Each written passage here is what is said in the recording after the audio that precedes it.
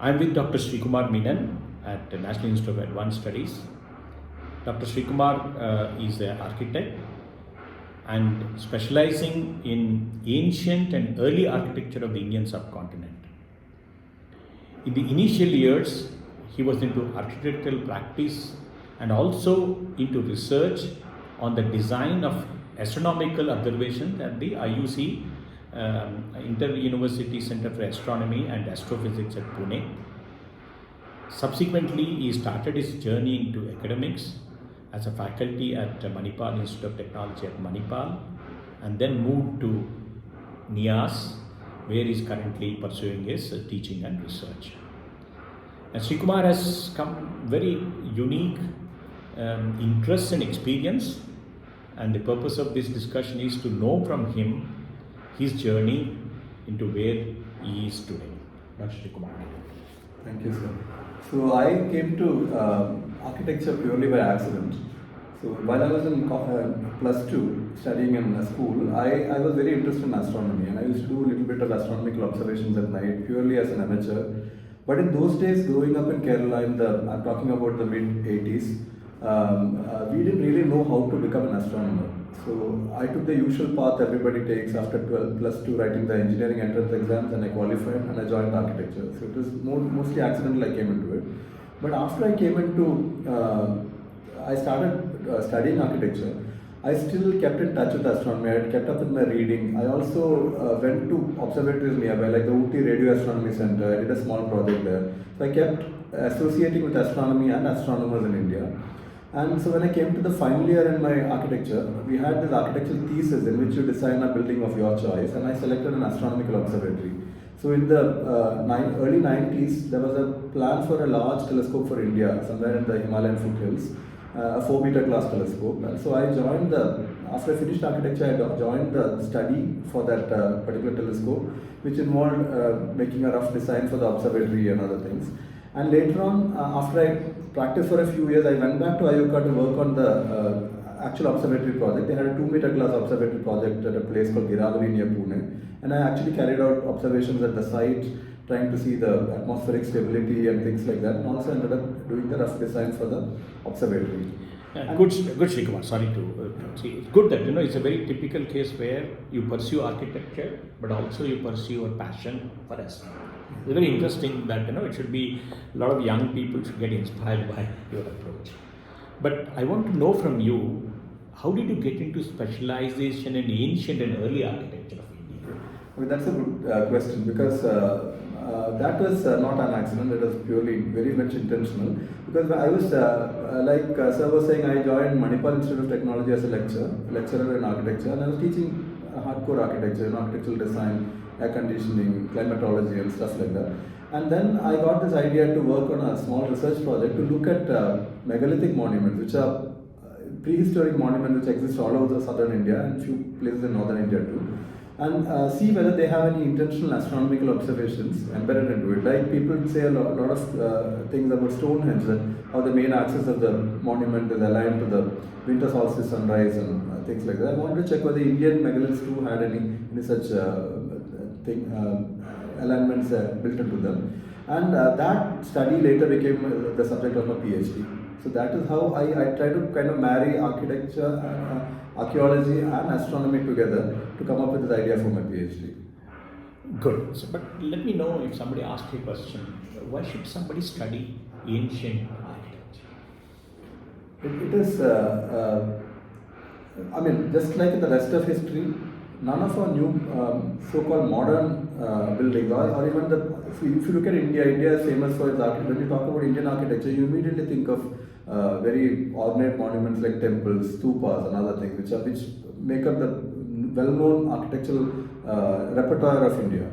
But if you look at the origins of this, you will find that the seeds of this ornate structures lie in the little primitive monuments which are called megaliths and ash mounds before them and all that. So understanding how architecture originated, the purpose as well as the way in which things were built, stoneworking for example, you need to go back and look at these monuments and understand how ancient man looked at it. Good. Can we say that from your studies, do you want to say that the ancient architecture is a very advanced understanding about how to build things, or it was evolving at that time?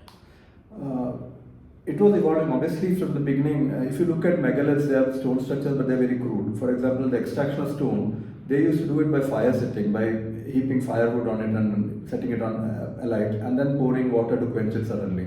So the stone which is cut off in that manner is quite irregular. So the structures look very irregular, but their aesthetic appeal is very raw and very powerful. And it's something about these pyramids. People learned building with stone by building these monuments. For example, even today we do not know how they erected the heavy capstone over the megaliths and all that. So then later on, as stoneworking got refined, you can see that it evolves into sculpturesque things like hero stones, which are, I could call them commemorative megaliths actually. And then later on you see later monuments like sculptured temples and stupas and all that. Good. I also know that Srikumar, in addition to many of his accolades, he's also a very good writer. He writes a lot of articles in newspapers. Can you just throw some thought, some of those articles which are written, and what has been the focus of those articles? I actually enjoy writing a lot. So sometimes you feel that writing purely academic articles cramps your style a little bit, because nowadays, early journal papers, if you see, people have been very poetic in their language. Edwin Hubble's astronomy papers, for example. But today it's not like that. Language is more dry, it's more. Also, the thing is that the readership, like when I write a technical article, only a few specialists read it. And so I felt that what we do should also be made available to the general public. And so for every journal article I do, I also write an equivalent newspaper article. So they look at a whole gamut of issues, like sometimes how stoneworking evolved, how sculptures of various. The last article I wrote was about a monkey sculpture in one of the temples, where the sculptures actually break the architectural symmetry of the temple. So the conclusion I come to through a series of reasoning is that it's probably they were representing the things that they saw around them. While they were constructing the temple, there were monkeys who were pestering them, for example, and they sort of incorporated very playfully into their own architecture. You worked on Badami. Can you just tell a little bit about that work? Yeah, okay. Badami is a place as a center of ancient stone architecture, one of the earliest centers of stone architecture in southern India. The other one being at under the Pallavas at Tamil Nadu at Kanchipuram and Mahabalipuram and all that. So it's a very important place because before the first temple was built in Badami, centuries before that, people were building megaliths there, and you can actually see the changeover in the tradition. You can see temples built among megaliths, alongside megaliths, and you can also see how the earliest artisans functioned there, the quarries they worked in. Also it tells you a lot about migration in the time in those early medieval times. I'm talking about the 6th to 8th centuries AD, and you can see that there are temples built in the northern style as well as the southern style in that region, and it points to the migration of artisans to the north in those times only, and mingling with artisans in the south and producing architecture jointly. So, and he's also writes vividly. I think he's an author of, he's written 2 books by himself. One is Ancient Stone Riddles, Megaliths of Indian Subcontinents and Comets. And also the second book is on comets, nomads of solar system. And he's also co-authored a book on perspectives on early astronomy in Indian context. Can you briefly tell about these books? The thing is, like I was telling you about megaliths, they are prehistoric monuments, but not too many people know about them.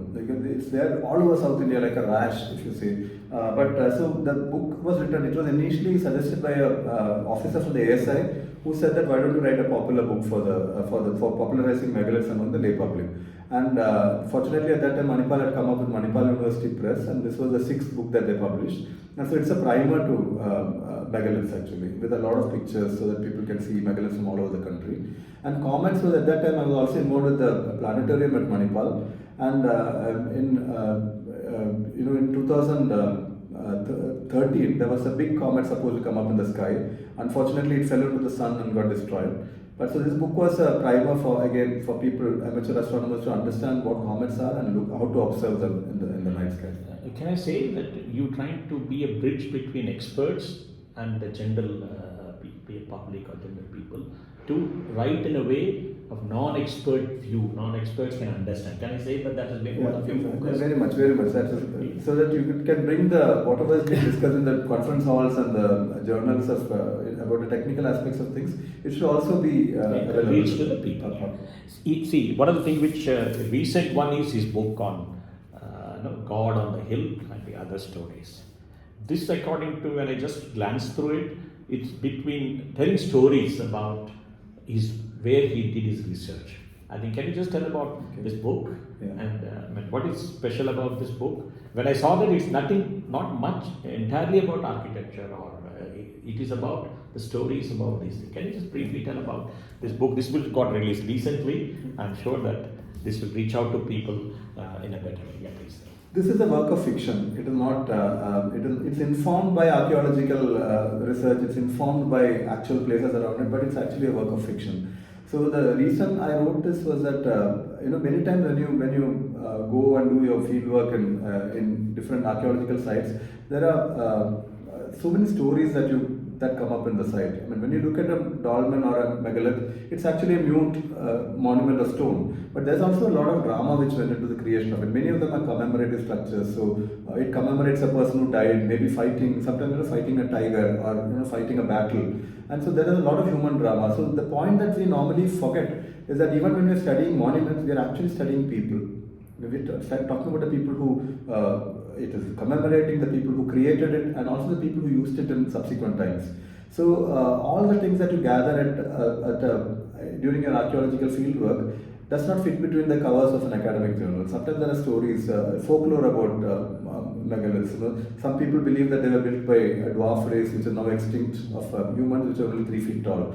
So sometimes fiction becomes a good outlet to bring it out, and sometimes fiction becomes a lie that actually tells you the truth. Good. I think this is the cover picture of the picture says this is the place where those dwarfs were living. It's very interesting to see that how history is there. The history there is for us to explore. I think that's what Srikumar is doing. I know that Srikumar is also a very good photographer. In fact, I've been telling him he should publish a book on all his photographs which he would have captured. Hopefully he will do at that time. It will be there.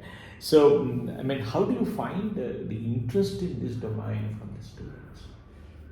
Unfortunately, it is not very high. If you look at it, even in the admissions here, you can see that it is not very high because I think one of the problems is the career prospects which are there, which I think will change in the times to come, because now there are so many other avenues that architects or archaeologists also come in.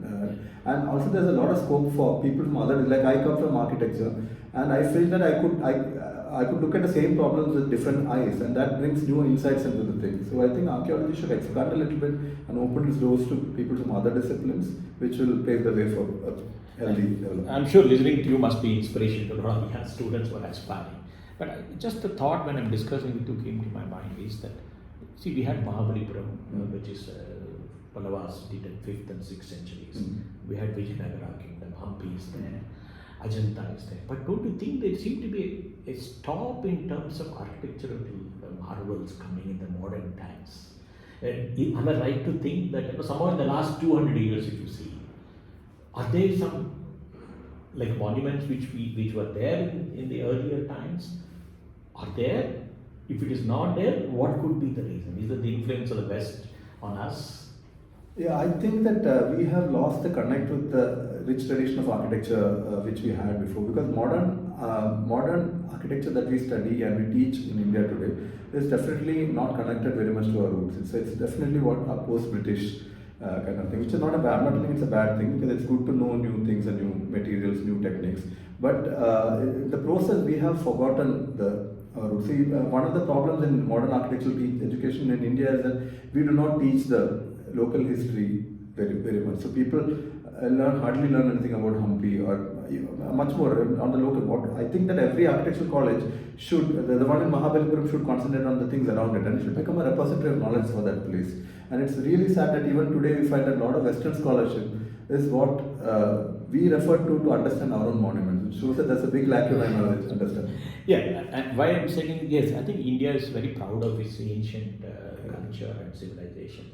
But I generally see that across the world, somehow it is happening. There seems to be a pause in terms of pursuing these. Partly it could be materials because ultimately, I think one of the stories here also talks about it. Like, you have the stupa which is dilapidated, but you can actually put it together because it's built with limestone. But the same limestone, if you powder it and convert it into cement and then mix it with other things and build something, it will hardly last 60 years. And also, when you went on these field surveys and visits and all, did you find that it is difficult to get back to what they were originally, or how they're almost nobody takes care of them? Is it that the local communities, the local folklore, they will be able to protect them, or how is it they are being protected? That's a very important question because today in India, it's only the Archaeological Society of India or the State Archaeology Department which are interested in protecting it. And we have far too much built heritage for these bodies to take care of. So we have to change our model of conservation. We have to involve local people, like you said. They should take some pride in it. They should hopefully earn from it so that they will protect it. And we have to change our model of conservation. Yeah, I think when I read your articles, I found you are also highlighting what are not very popular otherwise. See, you go to Mahabalipuram, not many people may visit Tiger's Cave. I lived all my life near to Mahabalipuram, that's why I know. Very few people would have visited. There are many other monuments within Mahabalipuram which are less known. I'm sure there are many other places it must be the case. So people like you should bring it out, and then I'm sure that you like. He also talks to students whenever opportunity comes. And also, I think we should connect this to spread it. I mean, one is to be proud of our ancient culture and civilization, but then what are we doing about it? And this is something. So, people like Srikumar, I'm very well placed in pursuing what he likes and also what he can do. I think. Congratulations, Srikumar, for your effort. I wish you continue your journey and enrich all of us in terms of your writing, in terms of your research, so that we all know the truths of what it was. So it's been great listening to you and also knowing about your work. I'm happy that we know each other because of being at NIAS. Thank you. Thank you, sir. Thank you.